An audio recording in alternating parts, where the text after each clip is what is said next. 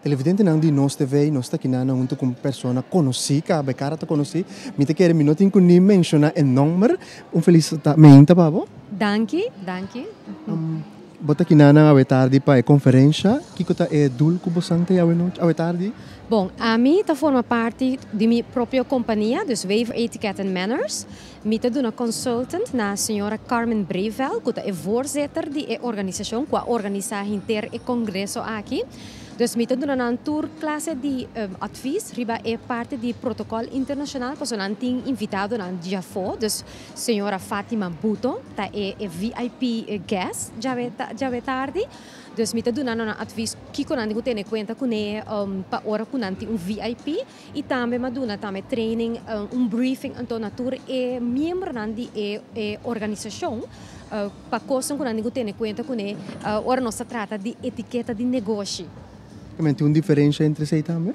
Claro, tem diferença muito grande entre etiqueta de negócio e etiqueta social. Então, são duas etiquetas completamente diferentes. Então, hobby coisa que você tem que ter conta com ele, hobby a nossa lubidar e detalhes não é para sumamente importante que vooral nós que do mundo de negócio, ora você negociar com gente que está vindo de rond mundo, bom mas sabe que você pode fazer do's and don'ts, mas nem me pensa. Que você coisa que você mag te fazer, que você coisa que você não te mag te fazer, para você pode insultar gente cinco boque. Para sobra bonota para saber detalhe aí. Que conselho você tem para ele moena que começar negócio agora aqui? Não somente depende muito, me te quer para tur gente que tu começa negócio não concorda, que tu costa depende de na mês. Bo personalidade é coisa mais importante, bo possa mais shopping coisa, pero se bo personalidade não é adequado, que bo nossa como tem que vai, que persona de outra cultura, que persona não normal, dembo negócio, tá hobby difícil para ter êxito. Se bo sa como tem que comportar, bo te sentir relax. Você não está nervioso, você como tem que comportar dentro de toda ocasião. Como tem que vestir, como tem que sentar na mesa, comer. E não somente você está de para fora e para dentro, mas você para que você tem que usar cada de besteck. Então, isso é mais importante. E ter minha companhia me certificar para do instituto mais grande no mundo, que é o Protocol School of Washington. Está situado na América e na Dubai. E me dá esse dia sai outro ano acaba com me certificado, então me representando aqui na Holanda e na Corsol, Aruba, Bonaire, Sint Maarten e toda a isla de Antillas Santo. Ok, Sheila, danke pela entrevista. Nós estamos seguro. Nós também está diretamente aqui na inteira noite, Deus mas grato nós estamos com a boa experiência a noite aqui. Danke na bolsa também e êxito com o vosso programa e contente de o água trove. Ok, danke. Televidente na assim nós vamos conversar com Sheila também e nós está seguindo bisabo nós está bem 2 horas aqui na transmitindo live pabo que meni nós TV por la goma já você que meni 2 horas de transmissão vivo em direto. TV. Vandaag zijn we hier bij de First Women Conference of Europe 2011 at the Passengers Terminal Hall te Amsterdam. Ik zit hier vandaag met Carmen Brevel, die voorzitter is en deze event eigenlijk heeft waargemaakt met een grote organisatie mensen achter zich. Carmen, welkom. Dankjewel. Het is, dit is gewoon echt helemaal top. Ik heb vaker iets georganiseerd, maar dit is het grootste wat ik ooit heb georganiseerd. En ik heb gewoon alle ervaring die ik in iedere functie, op ieder moment wat je geleerd hebt, heb ik allemaal moeten inbrengen om dit te leren. Zeg maar, om dit te doen, om dit tot een goed einde te brengen. En dan heb je het gevoel dat je 10 ballen in de lucht houdt. En dan denk je, oké, dat is mijn maximum. En dan gooi je ze een 11e erbij. En dan denk je, oké, die 11e kan er nog net bij. En meer kan ik niet hebben. Dan komt er een 12e en een 13e en een 14e en een 15e bal bij. En dan denk je op een gegeven moment van oké, dit is het, weet je wel. Maar ik ben blij als ik het resultaat zie. Ik heb echt 8 maanden lang van 7 uur 's morgens tot 2 uur 's nachts gewerkt. 5 uurtjes per nacht geslapen. Om dit zo neer te kunnen zetten. Om niet. Onbetaald. Dus dan denk ik af en toe van joh, waarom doe ik dit, hè? Maar ik wil zo graag dat het gaat verbeteren in Nederland voor vrouwen. En dat vrouwen gewoon ook hun kansen gaan pakken en hun deel van die economie gaan pakken. Dat zit zo diep bij mij dat je gewoon door blijft gaan. Als we eens kijken hè, naar de hele dag. Hoe heb je dat inderdaad? Je zegt van nou ja, ik heb best wel heftig ervaren. Ik heb alle ervaringen moeten toepassen die ik tot nu toe in mijn leven ergens heb opgedaan. Dus dat was een uitdaging op zich. Maar wat voor voldoening gaf het je eigenlijk aan het einde van de avond en gedurende de awards om iedereen met een glimlach te zien eigenlijk? Nou, de mensen zijn zo enthousiast en zo voldaan. En dat geeft jou weer voldoening. Van ja, daar heb ik het voor gedaan. En dat is niet in geld uit te drukken.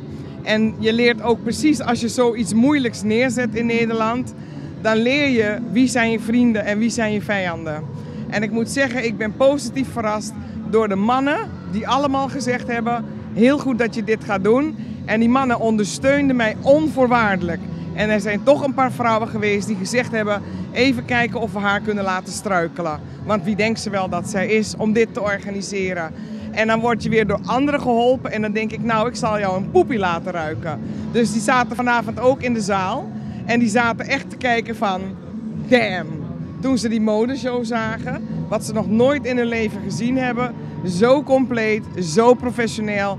Nou, ik zag ze echt met open mond kijken en toen dacht ik, nou, dit is een gemiste kans voor jullie geweest, want jullie logo had daarbij kunnen staan.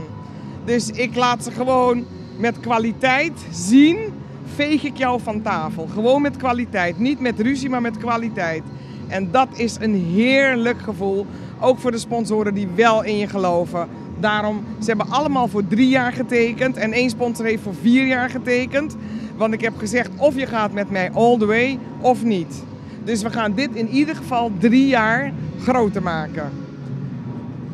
Ik wou net zeggen, over sponsoren gesproken. Ik heb inderdaad gesprek gehad met een van je sponsoren, Ernst & Young. En inderdaad, die gaven aan, volgend jaar zijn we erbij. Wat is je doelstelling voor volgend jaar? Hoe moet het er volgend jaar uitzien? Nou, ik moet zeggen, dit is de eerste keer geweest. Het is de bedoeling dat het steeds groter gaat worden. En door die uitingen in de media ben ik benaderd door de Europese Federatie van Zakenvrouwen, van de Witte Zakenvrouwen en de Europese Federatie van Zwarte Zakenvrouwen. Die willen nu met z'n drieën een gesprek, want die willen heel Europa nu erbij gaan betrekken om al die landen uit te nodigen in een nog grotere locatie. En ik heb hier met PTA ook voor 3 jaar afspraken gemaakt. Maar ze hebben gezegd, Carmen, als het groter wordt en je gaat naar een andere locatie, geen hard feelings. Want de Millionaire Fair is ooit hier begonnen en beslaat nu de hele RAI. En dat is alleen maar het succes daarvan. Ik wens je alle geluk toe en ik hoop voor jou ook dat je moet uitwijken naar een grotere locatie. Nou gaat het niet om groter, maar het gaat om kwaliteit. Dus als je even groot is en gewoon kwalitatief hetzelfde is, maar meer landen erbij betrokken zijn, ben ik ook al heel erg blij. Dat je die betrokkenheid krijgt met al die landen. Want die Europese Federatie die staat ver boven alles. En het feit dat zij mij nu elke dag bellen van we willen alsjeblieft met jou praten. Toen dacht ik van volgens mij heb ik iets in handen. Heb ik goud in handen. Ja, ik wou net zeggen, dat klinkt als goud inderdaad.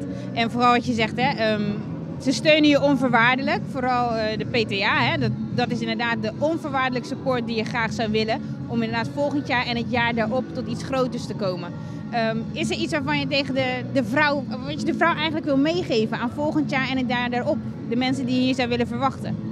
Nou kijk, als je voor de eerste keer iets organiseert, dan kijken mensen ook een beetje argwanend van gaat het lukken, wat is dit?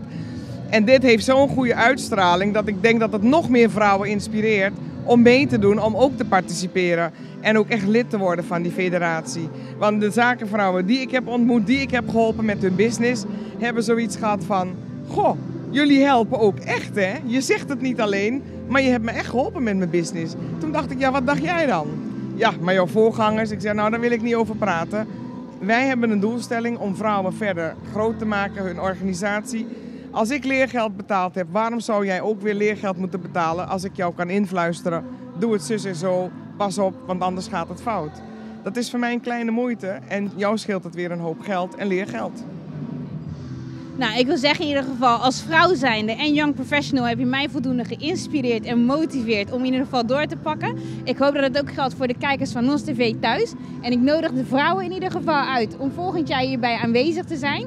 En de mannen die ze onvoorwaardelijk steunen. En ik zou zeggen, tot dan. Dankjewel.